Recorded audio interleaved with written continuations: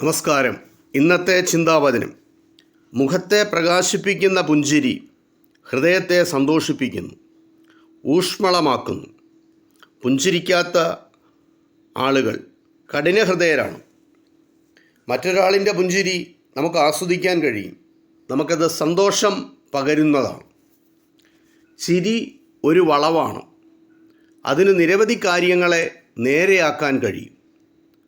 ഒരു പുഞ്ചിരി ഇരുണ്ട ദിവസത്തെയും പ്രകാശിപ്പിക്കുന്നു. നമ്മുടെ ദൃഷ്ടിയെ, അതായത് നമ്മുടെ നോട്ടത്തെ മെച്ചപ്പെടുത്തുവാനുള്ള ചെലവ് കുറഞ്ഞ ഒരു വഴിയാണ് പുഞ്ചിരി. പുഞ്ചിരിക്ക് ഒരിക്കലും വിലയിലോ മൂല്യത്തിലോ വിലക്കുറവ്, വിലയിടിവ് ഉണ്ടാകുകയില്ല. മറ്റൊരുവനെ ചിരിയില്ലാതെ നീ കണ്ടുമുട്ടുകയാണെങ്കിൽ നിന്റെ ചിരി അവന് നൽകുക എന്നതാണ് ഏറ്റവും നല്ല മാർഗം. മറ്റൊരുവൻ്റെ ചിരിയിൽ നിന്നാണ് എല്ലാ ചിരികളും ആരംഭിക്കുന്നത്.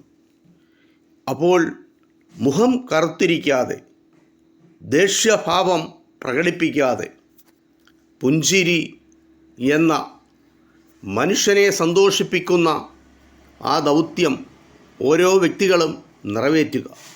കണ്ണാടിയിൽ നോക്കി 10 തവണ ചിരിക്കുന്നതിനേക്കാൾ മൂല്യമുള്ളത് ഒരു തവണ പൊതുജനത്തെ നോക്കി ചിരിക്കുന്നതാണ്. ചിരിയെപ്പറ്റി ഒരു ചെറിയ സന്ദേശം നിങ്ങൾക്ക് നൽകുന്നു. നന്ദി, നമസ്കാരം.